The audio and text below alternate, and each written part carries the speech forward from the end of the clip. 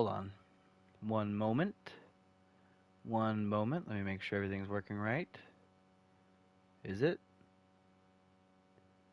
Is it? Why is that not moving? Oh, why is that not moving? Hello? Oh, there we go. Okay. Why does it say my session is not going? There we go. Okay. All right. I was having some issues with my end. Welcome to the week 4 recap. We're going to talk about what happened this past week, obviously. So, this week kicked off with Lions at Packers. Packers obviously won 20-34. Just a great performance by the Packers. I don't know that it was really all that close ever. Um, yeah, obviously the Lions put up a little bit of a fight, but Packers were just a better team. Falcons at Jaguars. Jaguars end up on top after a pretty big shootout there. Ends up 34 or 38-41 with Atlanta falling. Miami at Buffalo. Miami just dominated the whole time, winning 17-31. The score is closer than the game actually was. It was a Buffalo beatdown against the Dolphins. Minnesota at Carolina. Carolina defense just stifled the crap out of the Minnesota offense. There was nothing Minnesota could do all game. Jake Browning couldn't get it going. The run game wasn't working. It was just bad. Carolina's defense put on a clinic. Denver at Chicago. I believe that's the first. Yes, that was the first away victory of the week. The Broncos dethroning the Bears from their undefeated streak as they win 35-28. It came down to last drive. Bears were in it the whole time. They just couldn't make it happen when it mattered most at the end. Baltimore at Cleveland. I believe it was close in the first half, and then Baltimore just stepped on the gas pedal in the second half and took it away from the Browns. There was never really a shot once that third touchdown got scored by the Baltimore Ravens. Pittsburgh at Houston. Houston was just a better team through and through, winning 17-37 at home. So not a whole lot that the Steelers could do against the Texans. Similar story here with the Rams at Colts. Colts offense was just stagnant. It was sputtering. It had a couple nice plays there. Obviously, they got 16 or 17 points, but overall, they were just the worst team. Rams just showed them who was better as they win 34-17. Buccaneers at Saints. Again, another close one-score game. Bucks just happened to come out on top there as they win 27-20. Jameis had a Jameis-esque day. A lot of yards, a lot of touchdowns, a lot of picks. Commanders at Eagles. Commanders just whooped the Eagles. There was absolutely nothing the Eagles could do right that day. 45-10, Commanders walk away. They are a good football team. They have a good offensive line, a fantastic front on defense, a solid secondary for that defense. They're just a really good team. Cincinnati, Tennessee, close game. Bengals just couldn't quite pull through towards the end there as they fall 27-30 to the Titans, who are, proving themselves to be a pretty good team. Vegas at Los Angeles, that was another close game. A lot of close games. A lot more close games this week than there were last week, I believe. Raiders fall 27-29 to the Chargers. I don't remember who had the ball last, but the Raiders, similar to the Jets, kind of feisty despite being outmatched in most of these games. New England to Dallas, it was never close. Dallas jumped out to a very fast 30-point lead. And then New England didn't even score until I believe the late third quarter, where they ended up putting up 21 in what is essentially put away time as Dallas sat atop the throne with 40. It was never close. Arizona at San Francisco. The Cardinals gave the Niners a bit of a scare there. They put up quite the fight there as San Francisco barely gets away with only a 6-point victory, 21-27. Cardinals are feisty. This game, okay. Okay, if you're not watching the games, this game was interesting because it happened once, right? And I'm going to upload both of them. So you can all see this. EA's not getting away, all right? It happened once. The Jets won. But when I closed the game, and this was after I finished the game, I went through all the Jets post-game stuff, or at least some of it. I did their upgrades. I did whatever. And then after that, I ended the game. right? I ended the game. I closed Madden, obviously, because I don't just leave it open all the time. I closed Madden. I come back yesterday, right, to do Seahawks at Giants. One off, finish it, right? Gone. Didn't happen. Completely. Nothing. Completely gone. When I came in here, it didn't say it was played once. It said nothing. It said 0. Obviously, now it says 1 because I played it again. And this time the Chiefs won, which, I debated forcing a win to have the Jets win because they won the first time. But I don't know what I'm supposed to do in that spot. I just wish that EA had a game that worked properly and didn't make a game not exist anymore like it did. So Kansas City ended up winning the rematch, 37-29. The Jets made quite the attempt. Their defense kept them in it all the way to the end. But in the end, it was their defense that didn't get a stop when they needed it to get the turnover. And then Seattle at New York, the Giants just beat them. I mean, I don't know. I didn't know how, because the Seahawks are actually the significantly better team, but the Giants just beat them. They just beat up on them. And the Seahawk offense just couldn't get going. Russell Wilson was very off target all day. So, yeah. I say Wussel or Russell? I think I said Wussel. Russell Wilson. But, yep, that's the scores. Let's go over the stat leaders for the week. Let's find out what's going on. Oh, stats and awards. Player stats. Let's go up to NFL. Obviously, we start with passing. Top 5 passing leaders so far after 4 weeks. Patrick Mahomes in first with 1,592. Joe Burrow second with 1,504. Drew Lock third with 1,499. Justin Herbert fourth with 1,493. And then fifth, a little bit of a drop there, is Matthew Stafford at 1,416. And then a pretty big drop for the next guy. So those are your passing leaders.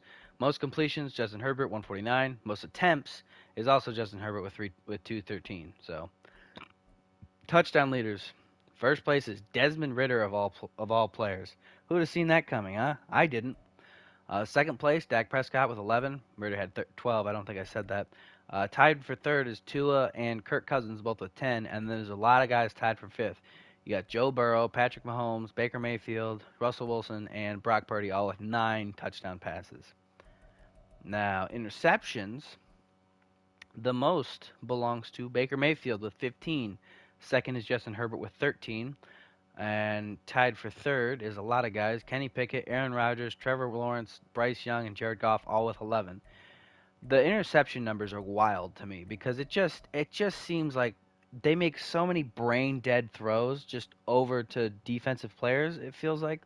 And I don't know what I can do about that. I don't know if there's anything I can do about that. I don't know if there's a slider thing I can mess with to make that better. But they are throwing in interceptions at a wild rate. Top completion percentage of the season so far belongs to Justin Fields still at 74%. Obviously, Mitchell Trubisky doesn't count because he's a backup. Josh Dobbs, same with him. Dak Prescott's in second with 73. Josh Allen's in third with 71. Fourth place is Kirk Cousins with 70. And then fifth is a tie between Justin Herbert and Patrick Mahomes, both with 69%. Nice. Average yards per game leader, that doesn't really matter. Passer rating leader. Out of actual starters, it's Kirk Cousins with 108. Just a clean 108. So that's pretty good.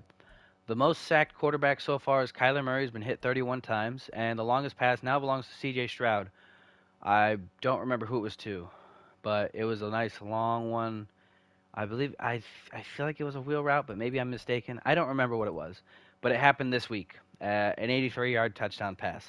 I forget who it was to. What we'll see when I go to the receiving numbers. So far, top bell cows, rushing attempt leaders. Derrick Henry has the most attempts with 115. Second place is a tie between David Montgomery and Rachaad White, both with 97. Fourth place is Bijan Robinson with 95. And then fifth place is a tie between Dameon Pierce and Kyron Williams, both with 94.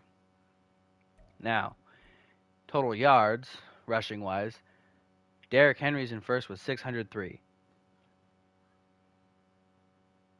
Wait a minute. Why is that? All right, hopefully that's fine. Derrick Henry's in first with 603.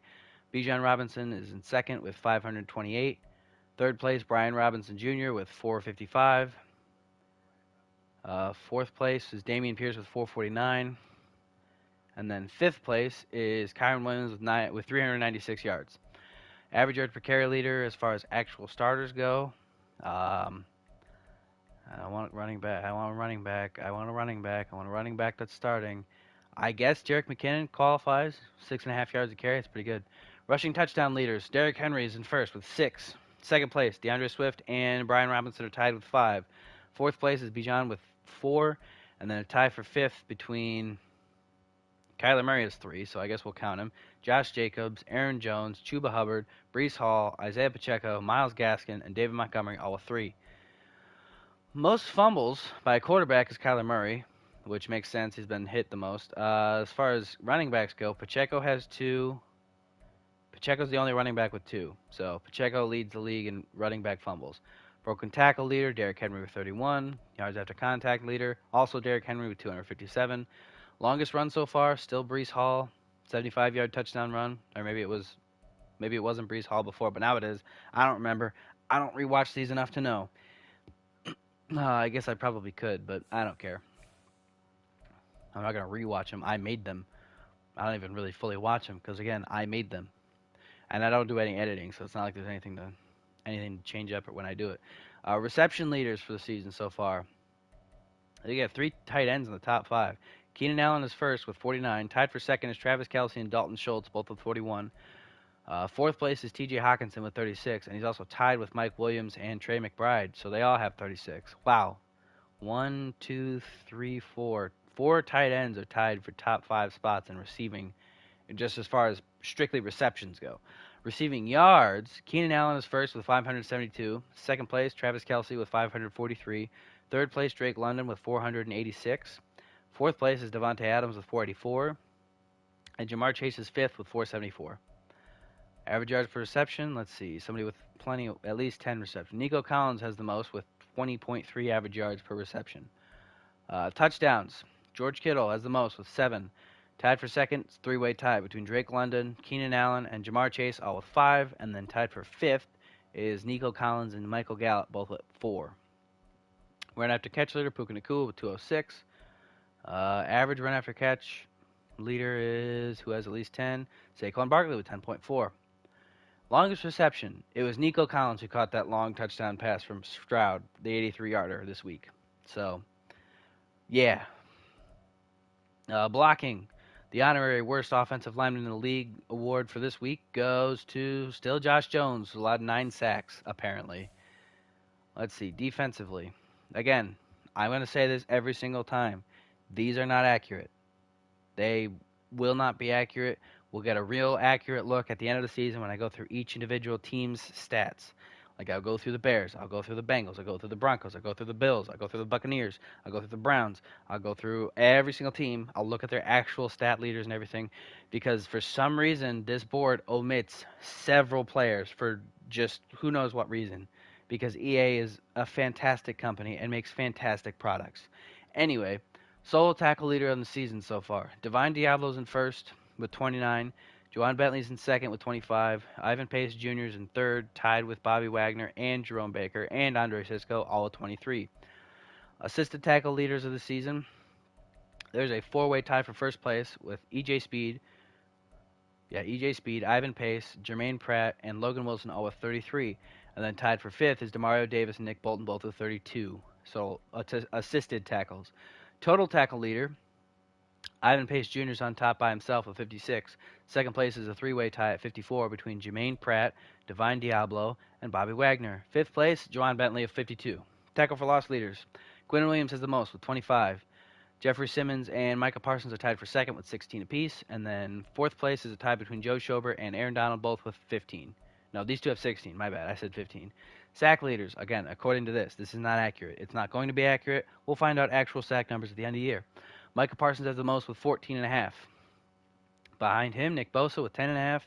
Tied for third, Quinn Williams and Joe Schobert, both with 10. And then fifth place is just Aaron Donald with 9.5. Interception leaders, Marshawn Lattimore has 7 interceptions.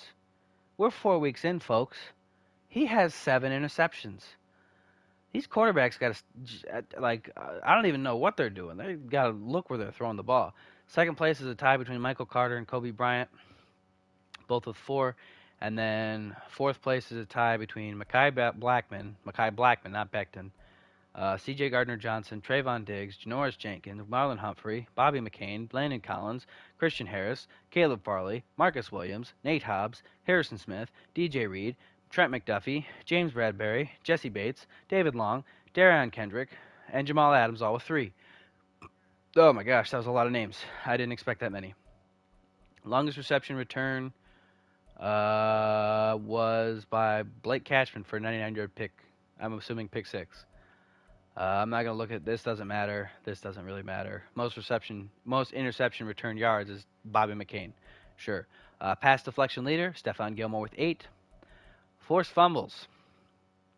2, 3, 4. Yeah, 5-way tie for first with Roquan Smith, Brian Burns, Xavier Woods, Aaron Donald, and Patrick Surtain all forcing 2 apiece. So that's the forced fumble chart. Fumble recoveries. A lot of guys with 1. I'm not gonna name everybody with 1. I'm just not gonna do it. No particular ball magnets, just a bunch of guys with 1. Fumble return yard, doesn't really matter. No block kicks so far this season, which I'm kind of shocked by because I would have figured there'd be at least 1 by now. Safeties, still only 3, still all belong to the Steelers. 2 by TJ Watt, 1 by Nick Herbig. So defensive touchdown leaders, there's a lot of guys with 2. Trent McDuffie, Shaquille Griffin, Bobby McCain, Trayvon Diggs, DJ Reed, and Michael Carter all have 2 defensive touchdowns. Kicking, is there anybody extraordinarily bad? Because nobody cares about here. Look, field goal percentage: 1, 2, 3, 4, 5, 6. Not counting. Let's see. Field goal percentage: Greg Zuerlein, Mason Crosby, Younghoe Koo, Brian Johnson, Seth Williams, Austin Trammell, Zane Gonzalez, Cameron Cheeseman, Blake Groupie, Aldrich Rosas, Chad Ryland, and Justin Bethel and Brandon Aubrey have not missed a kick yet. They're in the no missed field goals club. I believe only one guy has missed a PAT, and it's Deontay Williams Sr. Everyone else has not missed a single PAT. I am not going to name anybody who has missed field goals. I am not going to name everybody who has only. I'm only going to name people who have missed PATs because those lists are shorter. Longest kick so far, I don't know. Field goals attempted from the 50. Or from made from 50 or more. Field goal, who's the best at it? Nobody's perfect on field goals attempted from the 50 or more. Nope, Greg Zuerlein, Blake Groupie, Brandon Aubrey, Mason Crosby, and Younghoe Koo. And Brian Johnson, Aldrich Rosas, Chad Ryland. Those guys are all perfect so far. Touchbacks, they don't really matter. So I'm not even sure why I'm looking at it. Punts. Most used punter, Riley Dixon. Least used punter, Nick Folk. Shocker. Most yards gained by punting, Nick Folk has the fewest with 230. Corey Bojorquez has the most with 1393. Big leg. Average yards per punt, worst is Yusuf Corker. Worst actual punter is Ty Long with 37.6 average yards per punt. Best is Brian Anger with 48.5 average yards per punt. Net yards, pretty much. Yeah, average net yards is Nick Folk on top with 45.2. Yusuf Corker at the bottom with 24.3. But of actual punters, it's once again Ty Long with 34.3. No, 24.3 for Yusuf. 34.3 for Ty. Nobody's been blocked. Best at coffin cornering, it's a tie between Thomas Morstead and Riley Dixon, both with 10 punts down inside the 20. Worst at it, well, everyone's got at least one. Yusuf Corker actually has one, which is shocking. Most touchbacks belongs to Corey Bojorquez, so that big leg has bit him many times. So far, longest punt still belongs to Corey Bojorquez as well with a 69-yarder. Nice. Kick return. I do believe there was another touchdown. I might have been Cohen. Tariq Cohen has the most kick return touchdowns so far this season with 2. Dwayne Eskridge and Marcus Jones are the only other players who have any, both at 1. Punt return. There is yet to be a punt return touchdown. I don't know that I expect a punt return touchdown, but I would like to see at least a couple. It'd be pretty cool, but obviously I have no intent on forcing it to happen, so it's just going to have to happen naturally. So let's move week. We're going to advance to week 5, and then we're going to check the weekly awards as well as the standings after the update. The reason why I advanced before I check the standings is because the standings do not update automatically throughout the week. You have to change week before they update. So let's force advance, get over to week 5. And now we can look at these standings. So currently there's 4 teams still undefeated. You got the Cowboys, the Commanders, the Rams, and the Titans. As far as winless teams go, there's still 3. The Patriots, Bengals, and Cardinals, who are all still 0-4. Let's see. Most points for is the Cowboys with 165 so far this season. They've surpassed the Dolphins. And the fewest points for is the Patriots with 52, which is pathetic. The next worst team has 11 more points than them. The next worst team has almost 30 more points than them. They have 29 more points than them. 2 of them do. But anyway, fewest points against, that's the Ravens with 59, best scoring defense so far.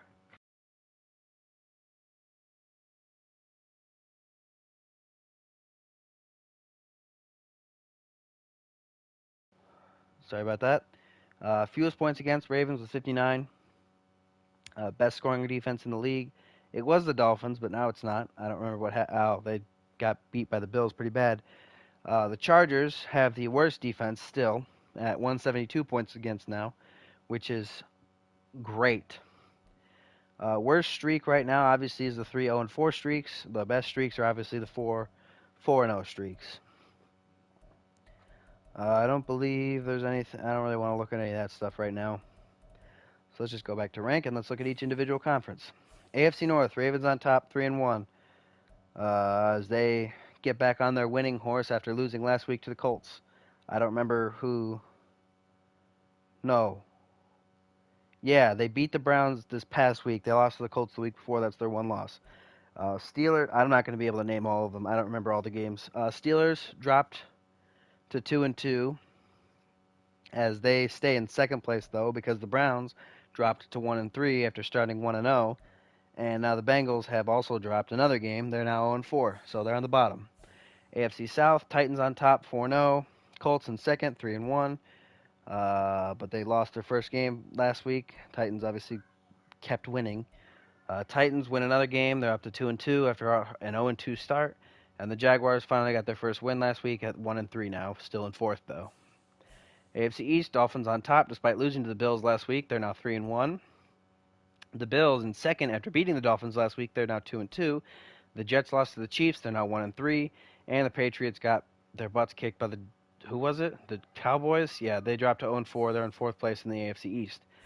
AFC West, Chiefs on top at 3-1. Getting back on track after losing the week before. Raiders in second. No, Raiders and Broncos tied for second place, both at 1-2-1. Raiders have dropped 2 in a row. Broncos finally won their first game. And the Chargers are 1-3 and at the bottom. But they did get their first win last week, along with the Broncos. But they don't have that tie. They have a loss instead. So they're in a worse spot. They're in fourth place. NFC North, you get the Bears on top.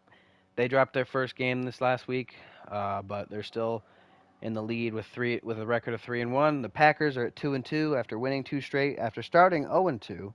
So they're in second place now in the division.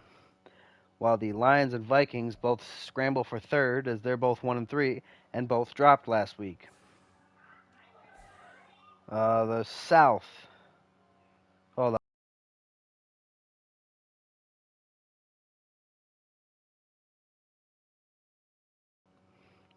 Sorry about that. The Buccaneers. They win. They're on a 2-game streak now as they take control of the division at 3-1. The Falcons on a 2-game skid have now lost control of the division. They're 2-2. The Saints, they keep losing. They're at 1-3. And the Panthers finally got their first win. They're tied with the Saints for third place, also at 1-3. NFC East, Commanders and Cowboys fighting for that top spot, both 4-0. Both just keep winning. Giants bounce back as the Eagles slip down, so they're both tied for third at 2-2 apiece. Giants keep slipping after starting 0-2, while the Giants they started 1-0 and then lost 2 in a row, and now they've won once more. So unless they won, unless they lost one. I don't remember. I don't really care. It doesn't make a difference.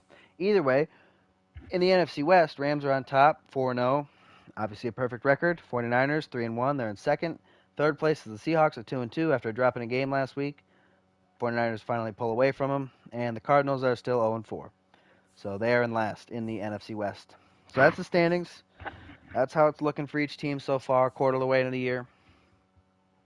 As we go to the stats and awards, let's check the weekly awards. So, week 4, the award winners, Saquon Barkley was NFC Offensive Player of the Week. 26 carries, 135 rushing yards, 1 touchdown, 3 catches for 89 yards and a touchdown. Pretty great day for him. NFC Defensive Player of the Week was Landon Collins with 19 tackles and 3 picks, which, how you get 3 picks as an inside linebacker? Well, play against Russell Wilson. Travis Kelce won AFC Offensive Player of the Week with 14 catches for 174 yards and 2 touchdowns. Pretty great day. And Christian Harris won AFC Defensive Player of the Week with 16 tackles, 2 picks, and a touchdown. I'm assuming on a pick 6 because he didn't recover any fumbles. You'd think I'd remember all these games, but I don't. Which is not to say that they're not memorable. They are very fun.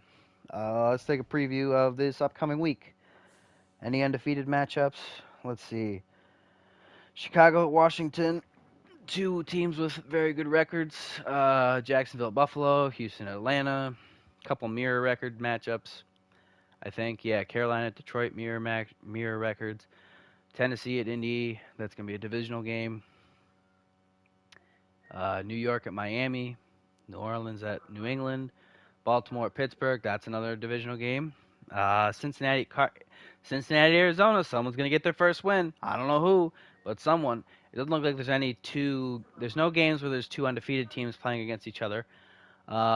If the Cowboys and Commanders can stay 4-0 when they do play each other, that's going to be interesting.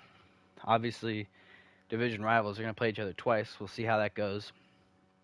But yeah, Philly at LA, New York at Denver, the Chiefs at the Vikings, Cowboys at Niners, and Packers at Raiders. A lot of interesting matchups, and I'm not going to start this week right now. I might start tonight, depending on how things work out. If I don't start tonight, at the latest, I'll start this week by Tuesday. So, anyway, that's going to do it for now. I'm going to get off, and we'll start worrying about these games soon. Oh, that's convenient. The first one is the Bears at Washington. So when I come back, what day it is irrelevant. When I do come back, it's going to be Cowboys at Commanders, Bears at Commanders when we get started. So we'll already be on Matt Eberflus and the Bears, ready to get through the game week. So I will see you all then. Bye-bye.